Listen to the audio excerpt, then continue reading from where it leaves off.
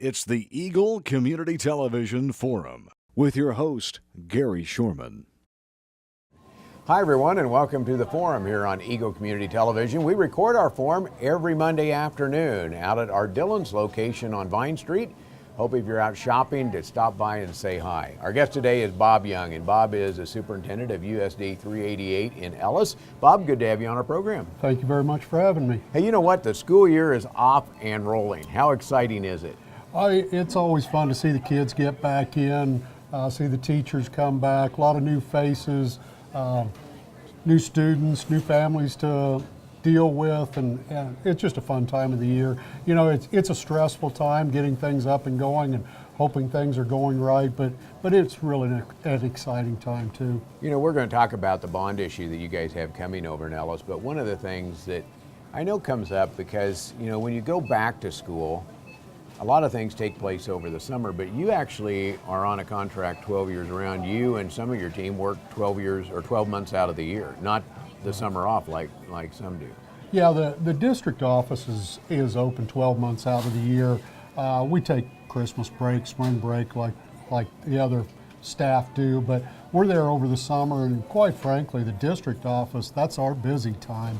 We're trying to do budget, trying to look at handbooks, get everything ready for the beginning of school, try to order stuff that the teachers need for the upcoming school year. So it really stays pretty hectic at the district office. When you talk about that, because the bond issue is one of those things just for infrastructure purposes, but so much of that is based on student population. And how has Ellis held up over the past few years population-wise as students? Well, that's one of our major issues right now is student numbers. We've got a very nice problem to have in the fact that we're growing. Our student population is going up.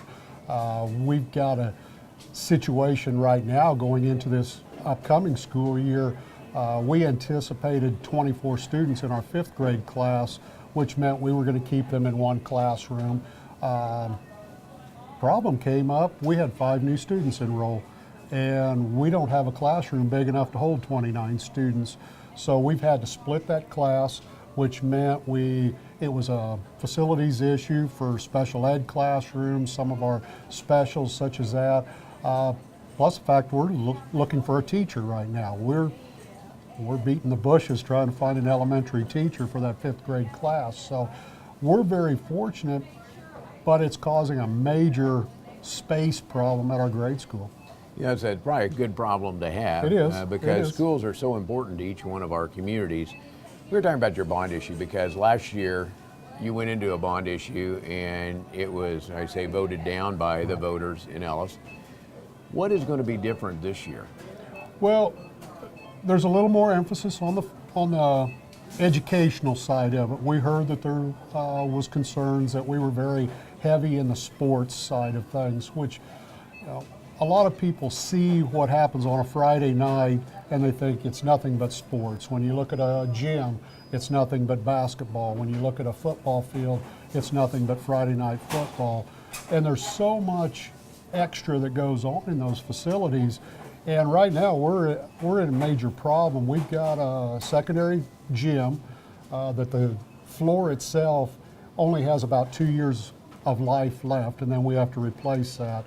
It's got some other infrastructure issues such as roofs, windows, plumbing issues, electrical issues that are marginal at best. And if we don't replace that, we don't have a secondary gym. So, well, how does the average voter that goes out and they say, boy, are we going to spend $10 million, yes or no? And there seems to be a tendency to just say, I don't want to spend that money. Right. Right. How does a voter know that it's important to say yes on this without saying, boy, it's going to cost me money at the end of the year? Well, sometimes you have to look beyond the cost, and I know none of us want to pay more in taxes. I'm the same way. Some people don't think, well, the superintendent's not going to get taxed if this gets passed. My property would be taxed as well. But we need to meet the needs of our students, and education's changed now. You know, the common statement is, well, it was good enough when I went to school. Well, when we went to school 30, 40 years ago, education was totally different. what kids need to be ready for the workforce after school, what their needs are within the classroom. The space that's required has totally changed. The whole complexion of education has changed today, and that's hard for taxpayers to understand because the only thing they know about schools is their own experiences in schools, and that's totally understandable, but you have to somehow get them to understand there's more to it than just that argument. I'm sure it'd be cheaper to have a one-room schoolhouse without running water and with no box fans, if that, in the windows. But there's so much in today's environment and expectations for schools as to what the students expect and, to some extent, the competitive nature of where you want to live and where you want your children to go to school. So how are you telling that story? Well, you have to look at education for what it is today versus what it was 50 years ago or even 100 years ago. What we were doing in education 50, 100 years ago is we were preparing kids to work in factories. We wanted kids to be able to stand for hours on end, focus, and just do one mundane task. Today we're trying to train our kids to be problem solvers, to think on their feet, to be able to look at a situation and be able to resolve how do I address this appropriately, and that requires a whole different skill set than just sitting in desks, all fashioned in rows, nice neat rows, and listen to a teacher talk for 7 hours a day. So people need to get into the classroom. I would challenge any community member in any community in the United States, go into your school, go into the classrooms and see what teachers are teaching. And you may or may not agree with what they're teaching, but they're preparing kids for today's workforce. Well, you know, when was the last time that Ellis went through a building process? Because I know in a lot of communities in our area, it's been a long time since new schools were built, new facilities were built, and like anything, those wear out at some point. Right. Where's Ellis in this loop? Right now, the last major construction in Ellis was our current high school, which opened its doors 37 years ago right now. So that's our newest facility. Our oldest facility dates back to the early 1950s. Some of that 1950s building is our grade school, one wing of our grade school, and that's where we've got a lot of issues right now. We've got a heating and air conditioning system that's steam pipes running through tunnels underneath that building. Those steam pipes are original equipment in that building, 50, 60 years ago. Those wear out, just like a car wears out, just like anything wears out. And to replace that right now has a price tag of over $1.5 million, ranging all the way up to over $3.5 million. So it takes a lot, and we don't have the funds to do that without a bond issue. Well, that's a good transition into kind of the specifics of this, and then maybe what it means to the taxpayer. But what are you looking for? One, obviously, the air conditioning and heating system. You said the price tag's $1.5 million on that? 1.7 actually. So, and that's the low estimate. And what else are you looking for in this? Because it's about a $10 million bond project. Is that what you're thinking? Right now, it's set at a maximum $9 million. The board approved a $9 million bond issue. We're looking at $1.3 million to pay off an existing loan on an HVAC system at our high school, a heating and air conditioning system at our high school that was put in 5 or 6 years ago. The $1.7 million for the grade school heating and air conditioning. We're looking at a junior high addition so that we can move our junior high students out of the grade school, freeing up some space that we need for larger elementary classes, and also putting our junior high students where the teachers are. We actually use a lot of our high school teachers to teach those grade school classes, and we're either transporting students to and from, or we're transporting teachers to and from, and using up a lot of educational time. We're looking at a secondary gym, which right now our secondary gym is end of life. We don't have very much time left, and we won't be able to use it. And then we're looking at a football field, a turf football field, artificial turf, along with a track facility. The artificial turf A lot of people look at that as a luxury. We don't see it, we see it as more of a necessity because we're in stage 3 water restrictions in Ellis. We can use a minimum amount of water to water our football field right now. And people drive by, and it's been a wonderful summer as far as rain over in Ellis. Drive by our football field, it looks great from the street, but I would challenge anyone to walk out in the middle of it because it's bare dirt and sandburrs in the middle, particularly of our practice field. Well, you add those things together. I know last year there was a weight room and maybe a wrestling facility that was involved. Is that still in the process? That was taken out. We were able, after the last bond failed, it was a had to be done. The facilities that we had were not safe for our student athletes, and so the board elected to pull money out of capital outlay, and we got a lot of community support for that facility, and we built a wrestling room, practice area, along with a weight room, conditioning room. It's on our new site, our new high school site. A lot of people are using it. We have it open for community members to use for a small membership fee. And so we pulled that out of it. The problem is it's replaced with that heating and air conditioning system at the grade school. One of the things I know, and we're going to take a break and come back, but a school sort of reflects the community. Yes. And I guess the question is, where does the community want to be, whether it be in Ellis, Hayes, Victoria, Waukene, any of the places that we talk about. We're going to talk about the importance of the community involvement. You mentioned some of the support for the building that was there. Our guest is Bob Young, and he's a superintendent of USD 388 in Ellis. We'll be back to wrap things up and talk about the importance of community support in these projects. But first, this from Hayes Med. Youthful body, tight tummy, smooth facial lines. Greystone Cosmetic and Reconstructive Surgery is here to help you achieve your goals and give yourself the new look you've always wanted. Greystone offers sophisticated surgical and non-surgical cosmetic procedures. With services now available locally, there's no need to wait any longer. Contact Greystone Cosmetic and Reconstructive Surgery at Hayes Medical Center today or online at greystonecosmetic.hayesmed.com. It's a beautiful day in our super high-speed internet great customer service neighborhood. Like you, this is where we live. In fact, our company is employee-owned, so it's our goal to improve the quality of life for everyone in our community by delivering faster, more reliable internet, clearer, more feature-laden phone service, quality TV channels, all with the level of customer service you'd expect from people who are your neighbors. Eagle Communications. Our community connected.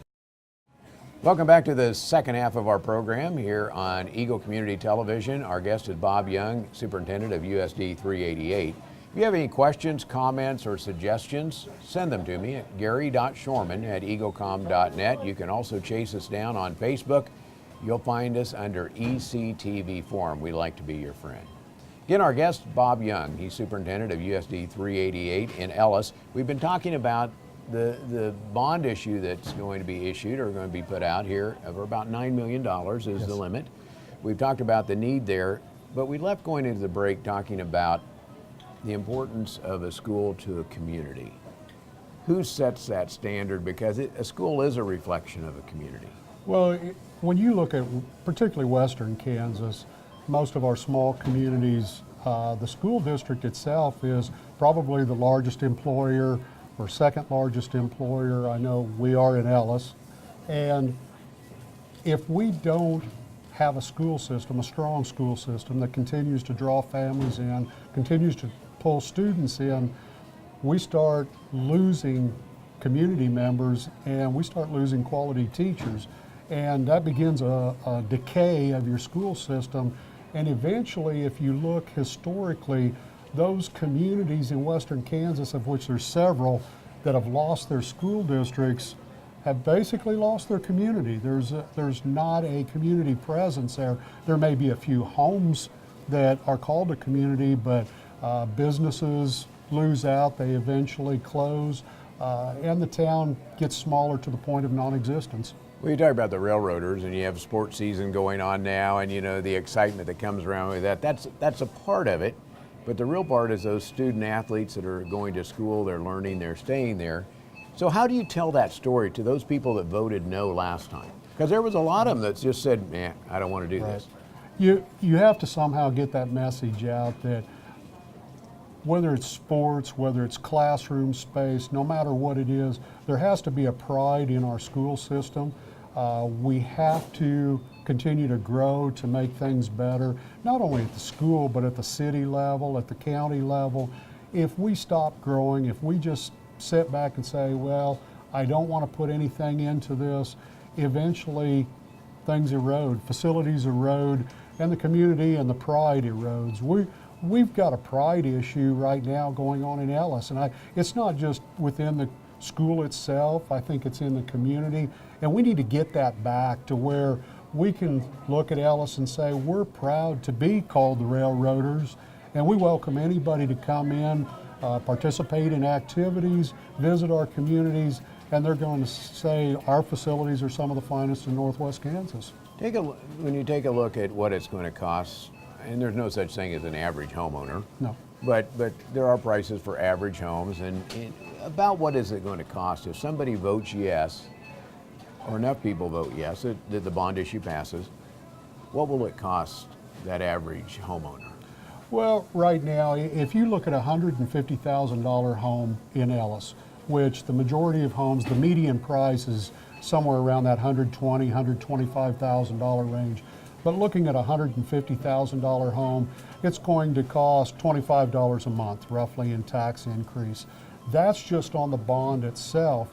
What I want to get the message out to people is if we can fix some of our facility needs, there are other funds that I may be able to cut taxes in so that I can lower that burden that comes out on people. So when I say it's $25 a month, your overall tax increase may be more in the $15 to $20 a month.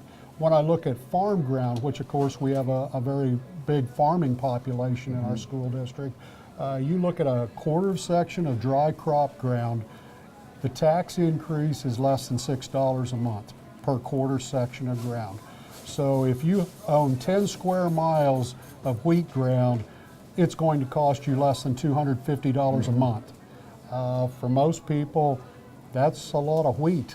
Yeah. Well, if you can do that and tell that story and convince those that voted no last time, what does it take for your help? What do you need of help from the community? What should people do that want to be a part of the yes vote? The community's got to get out and have a conversation. I really think that the last bond that we ran a year ago, I think the community conversation was lacking. I don't think people got out. When we had our community forum meetings, and we had 4 of them over a course of a 3-month period, we only drew about 100 to 110 people out of the community total in all 4 combined. When you look at 1,800 registered voters in our school district, that's not a very high percentage. So did we get the message out, and how can we do a better job of doing that? Where can they find you? At the school? Just head up to your office and say, hey, I want to help. I want to talk to people in my neighborhood. What do they do? Always available at the district office. The phone number is 726-4281. We will have a Facebook presence shortly on the bond issue, as we did last time. We have school district presence at Ellis High School, web page that covers the entire district. So we have a lot of media out there, and we just encourage people to go look for it. Okay, Bob, good luck on that. And if anyone has questions, I know, look you up and tell the story. If you're out there thinking about it, go find a school, take a look, see what they have, and be a part of the progress. So go Railroaders, right? I hope to have a great fall, great school year, and appreciate you having me over. Thanks. Bob Young, who is the superintendent of USD 388, has been our guest here on the Forum program. The Forum is brought to you by Hayes Med and by Eagle Communications. Our community connected. Youthful body, tight tummy, smooth facial lines. Greystone Cosmetic and Reconstructive Surgery is here to help you achieve your goals and give yourself the new look you've always wanted. Greystone offers sophisticated surgical and non-surgical cosmetic procedures. With services now available locally, there's no need to wait any longer. Contact Greystone Cosmetic and Reconstructive Surgery at Hayes Medical Center today or online at greystonecosmetic.hayesmed.com.